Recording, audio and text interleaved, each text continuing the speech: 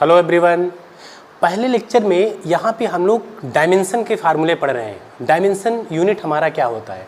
तो first lecture में हम लोगों ने ये सीखा कि डायमेंशन लॉगरिथमिक का क्या होता है, डायमेंशन ट्रिग्नोमेट्रिक फंक्शन का क्या होता है ना, और प्रिंसिपल ऑफ होमोजेनिटी क्या कहती है।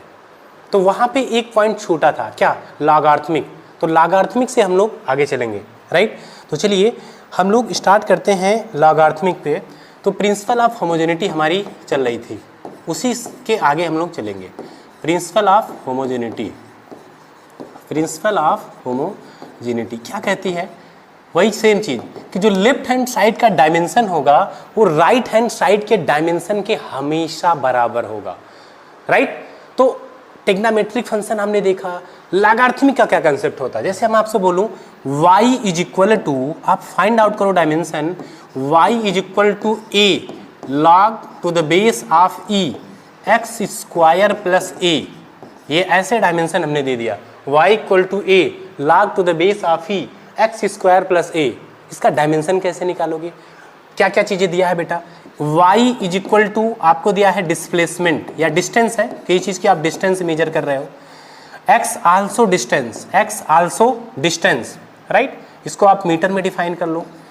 अब आपको स्मॉल a कैपिटल A का डायमेंशन फाइंड आउट करना है। तो सिंपली जैसे ट्रिग्नोमेट्रिक फंक्शन जो भी क्वांटिटी होती है वो डायमेंशनलेस होती है, कोई भी एक्सपोनेंशियल टर्म होता है वो डायमेंशनलेस होता है। तो सेम एडिटिव अगर लॉगरिथमिक टर्म है वो भी डायमेंशनलेस होगा और इसकी क्वांटिटी बराबर होगी बेटा 1 के बराबर होगी। y equal to a log to the base of e x square plus a। तो यहाँ पे भी ये क्वांटिटी आपकी बराबर होगी।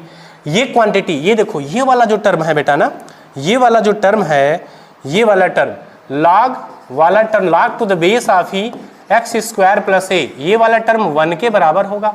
log की कोई क्वांटिटी 1 के बराबर होगी, क्या हो जाएगा, x स्क्वायर प्लस a, है ना।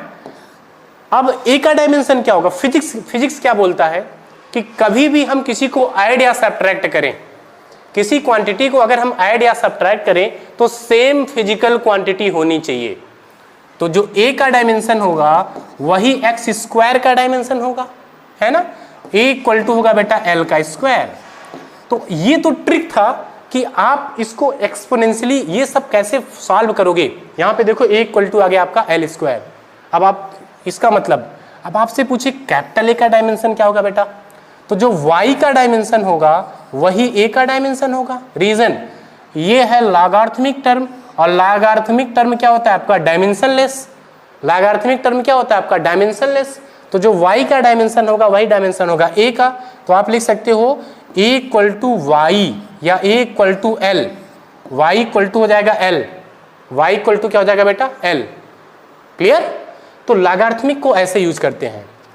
तो आज की क्लास में हम लोग दो अलग चीज पे डिस्कस करेंगे। आपने principle of homogeneity lecture number first में सारी चीजें क्लियर किए थे। अब हम लोग ये देखेंगे किसी भी क्वांटिटी को MKS से CGS में जाने पे वैल्यू कैसे बदलती है, या CGS से MKS में जाने पे वैल्यू कैसे बदलेगी, है ना, या FPS से MKS में जाओगे तब वैल्यू क्या होगी, या FPS से CGS में जाओगे तो वैल्यू क्या होगी। इस चीज पे हम लोग डिस्कस करेंगे।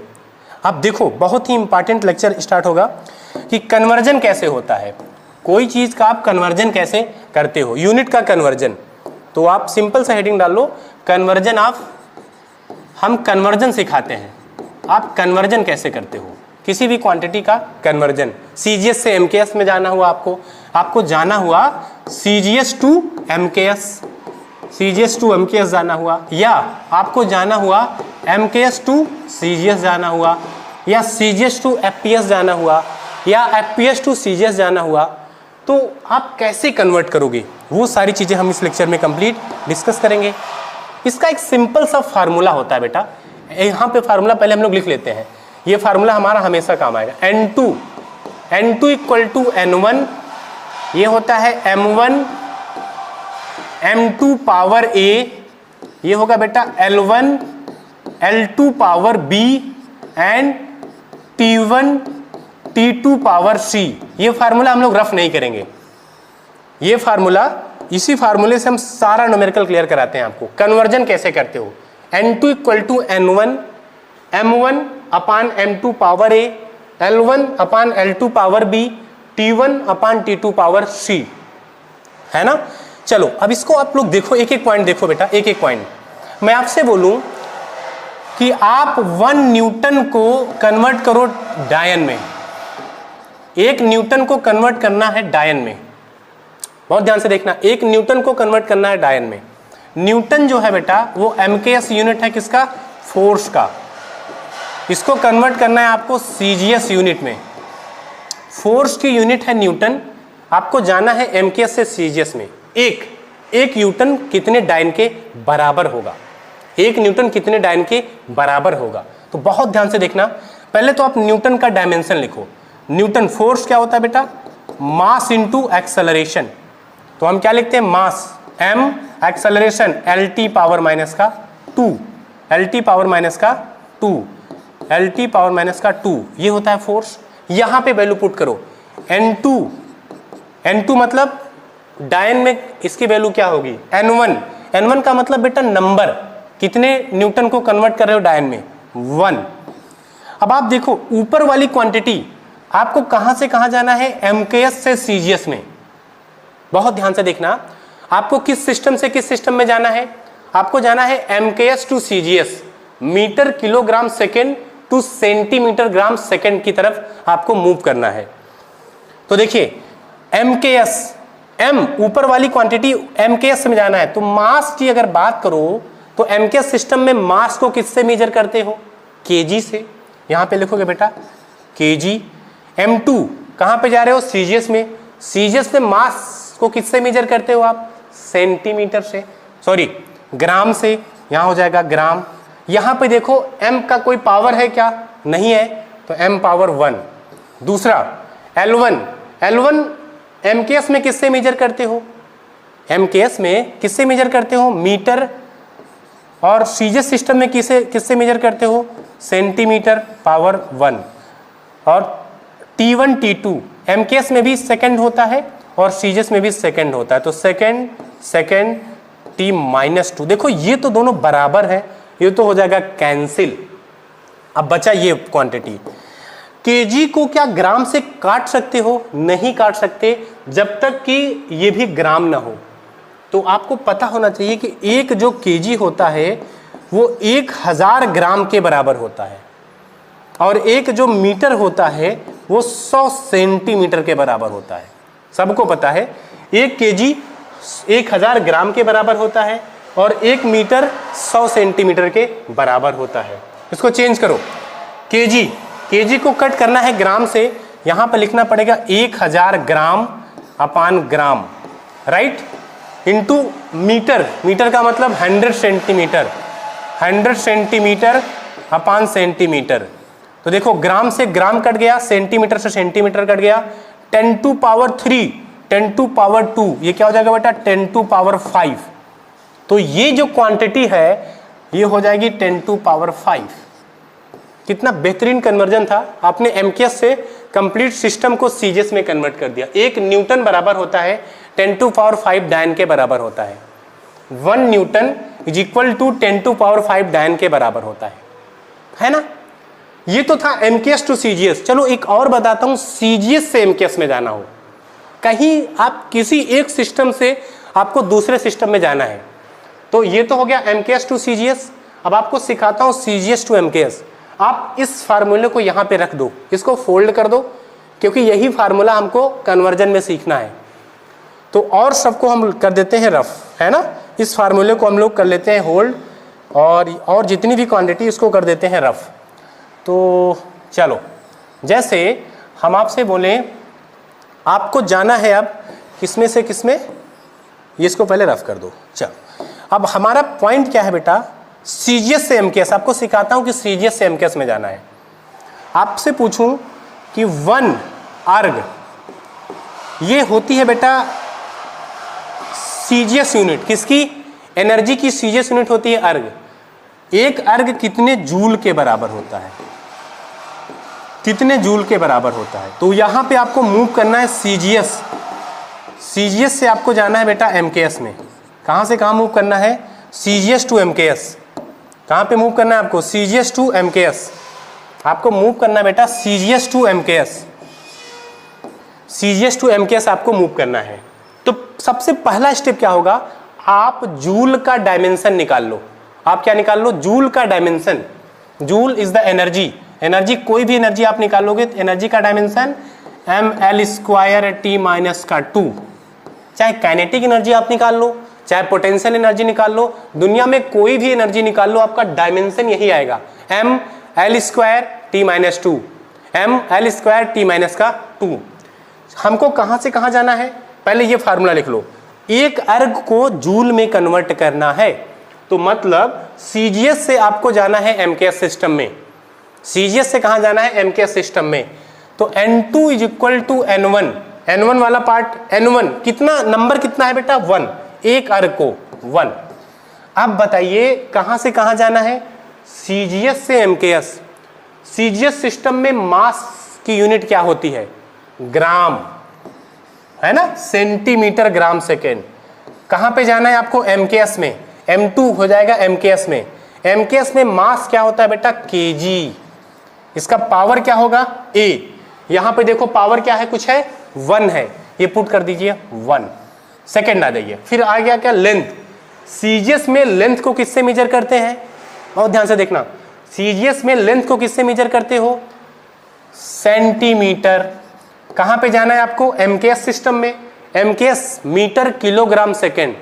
तो MKS सिस्टम में लेंथ को किससे मेजर करते हो आप? मीटर से।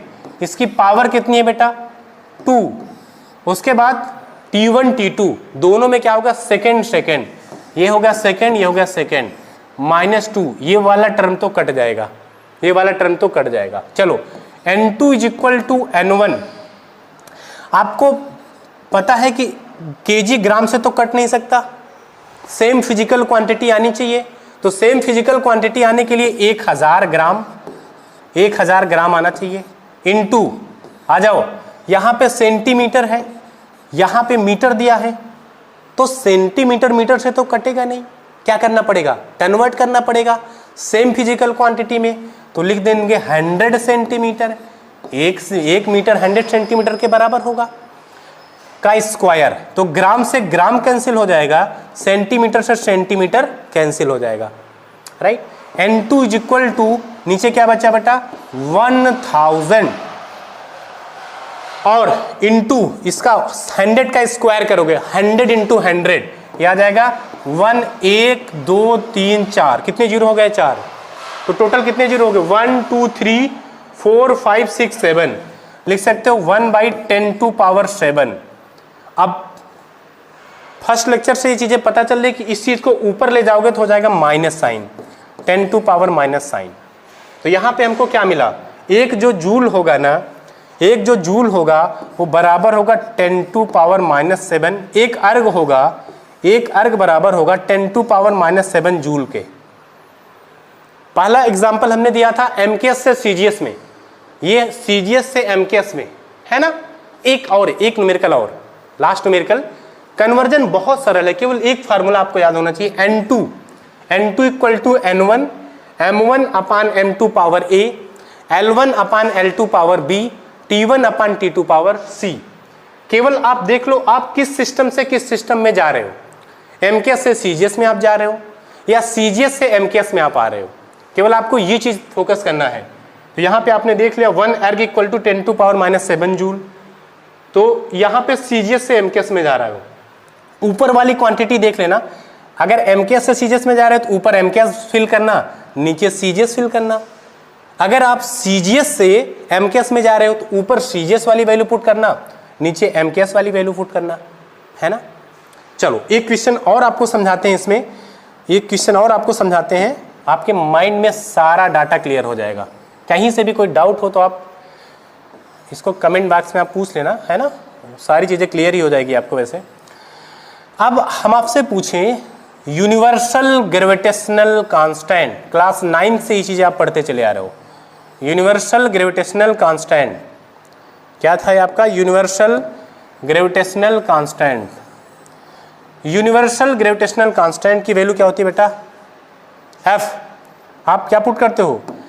जी की वैल्यू आपको डिफाइन करना है। जी इक्वल टू क्या है?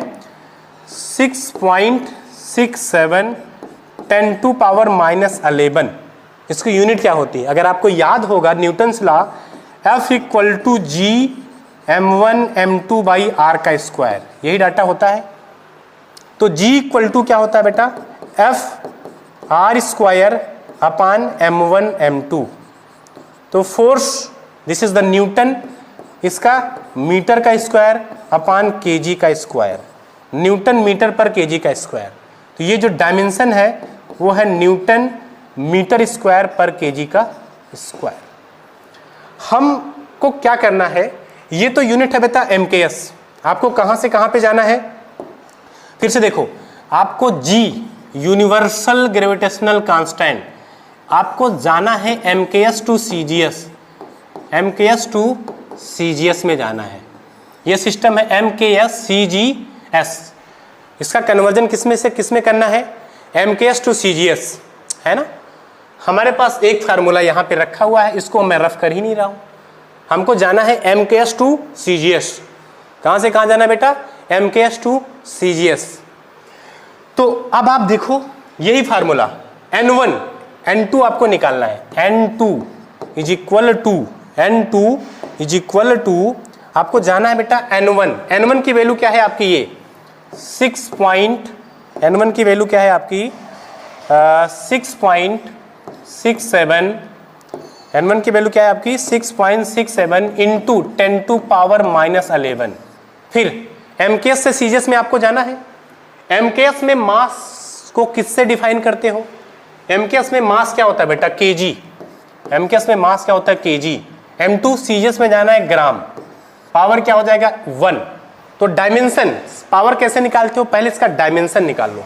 इसका डायमेंशन देखो बेटा क्या हो जाएगा?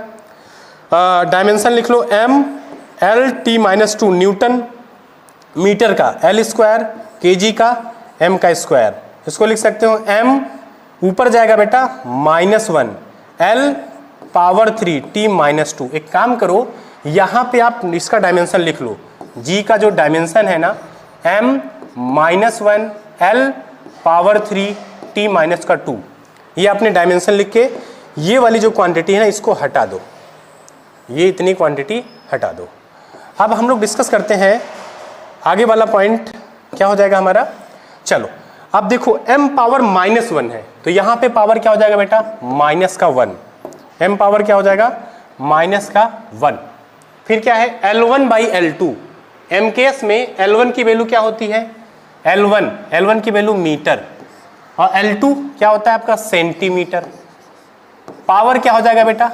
पावर आप डायमेंशन देखो, L पावर 3, यहाँ पे आप लिखो L पावर 3, और T1 T2 पावर C है, C मिट गया इसमें से, सेकेंड। चाहे आप MKS में जाओ चाहे CGS में, दोनों में तो टाइम सेकेंड होता है। पावर क्या होगा? -2, बट ये वाला टर्म तो कट जाएगा, सेकेंड अकान सेकेंड कट जाएगा। इसको सॉल्व करते हैं अच्छे से और निकालते हैं डाटा क्या हो जाएगा। N2 इक्वल टू हो जाएगा 6.67 10⁻⁻11। kg ग्राम से कटेगा नहीं, जब तक आप उसको ग्राम में कन्वर्ट नहीं करोगे। 1000 ग्राम अपान ग्राम पावर -1। मीटर सेंटीमीटर से कटेगा नहीं, पहले आप उसको कन्वर्ट कर लो। 100 सेंटीमीटर अपान सेंटीमीटर पावर 3। तो ग्राम ग्राम से कैंसिल हो गया बेटा, सेंटीमीटर सेंटीमीटर से कैंसिल हो गया। ये N2 इज इक्वल टू आ जाएगा 6.67 10⁻⁻11। 1000 ग्राम का -1 है, आपने मैथ में ये चीज़ें पढ़ा होगा। ये -1 है तो इसको लिखते हैं 1/a। ये चीज़ आपने मैथ में पढ़ा है। -1 है तो 1 अपान ए, इसको -1 है तो इसको नीचे लेके चले आओ, 1/1000 हो जाएगा।